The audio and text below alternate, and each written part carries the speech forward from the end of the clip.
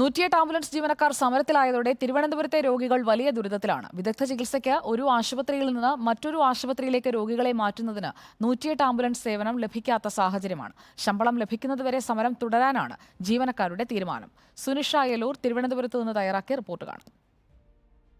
May മാസത്തെ ശമ്പളം വൈകുന്നു എന്നാരോപിച്ചാണ് ഇപ്പോൾ ആംബുലൻസ് ജീവനക്കാർ പ്രതിഷേധത്തിലേക്ക് കടന്നിരിക്കുന്നത്.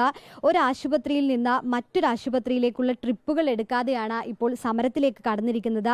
നേരത്തെ ഈ മെയ് മാസത്തെ ശമ്പളം ഇതുവരെയും ലഭിച്ചിട്ടില്ല എന്നതാണ് പ്രധാനപ്പെട്ട പ്രശ്നം. കാരണം 12-ാം തീയതിയായി എന്നിട്ടും ഇതുവരെയും കിട്ടിയിട്ടില്ല. നേരത്തെ ഇതുമായി ബന്ധപ്പെട്ട കാര്യങ്ങൾ സംസാരിച്ചപ്പോൾ 7-ാം തീയതിക്ക് മുന്നേ ശമ്പളം നൽകുമെന്നതായിരുന്നു അറിയിച്ചിരുന്നത്. പക്ഷേ ഇതുവരെയും ശമ്പളം ലഭിക്കാതെ വന്നതോടെയാണ് ഇത്തരത്തിൽ പ്രത്യക്ഷ സമരത്തിലേക്ക് കടക്കേണ്ട ഒരു സാഹചര്യത്തിലേക്ക് തൊഴിലാളികൾ എത്തിയത് എന്നതാണ്. പദ്ധതിയുടെ നടത്തിപ്പ് ചുമതലയുള്ളത് ഹൈദരാബാദ് ആസ്ഥാനമായ സ്വകാര്യ സ്ഥാപനമാണ്.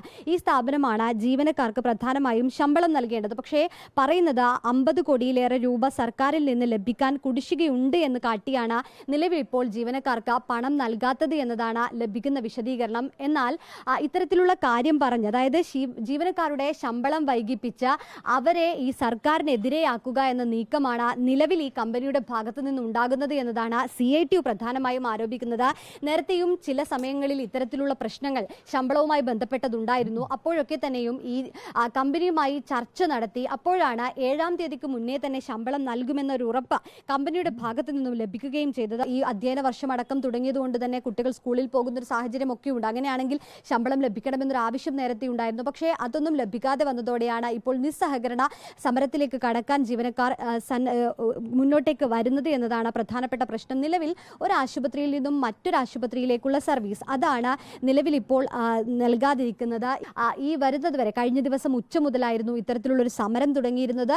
ഇനി വരുന്ന സമയങ്ങളിലും ഇതേ രീതിയിലുള്ള സമരം തുടരുമെന്നത് തന്നെയാണ് CITU ജീവനക്കാർ അറിയിക്കുന്നത്. ഒപ്പം തന്നെ മറ്റു സംഘടനകൾ കൂടി, അതായത് BMS അടക്കമുള്ള സംഘടനകളും ഇതേ രീതിയിൽ തന്നെ പ്രതിഷേധത്തിലേക്ക് കടക്കുമെന്നും കൂടി അറിയിക്കുന്നുണ്ട്. ഒപ്പം തന്നെ ഈ ഹൈദരാബാദ് ആസ്ഥാനമായ കമ്പനി പറയുന്നത് ഇത്തരത്തിലൊരു സാഹചര്യം ഉണ്ടായിരുന്നില്ല. നേരത്തെ തന്നെ ഇവരെ ഈ മെയ് മാസത്തിലെ ശമ്പളം മുടങ്ങുമെന്ന കാര്യം അറിയിച്ചിരുന്നു.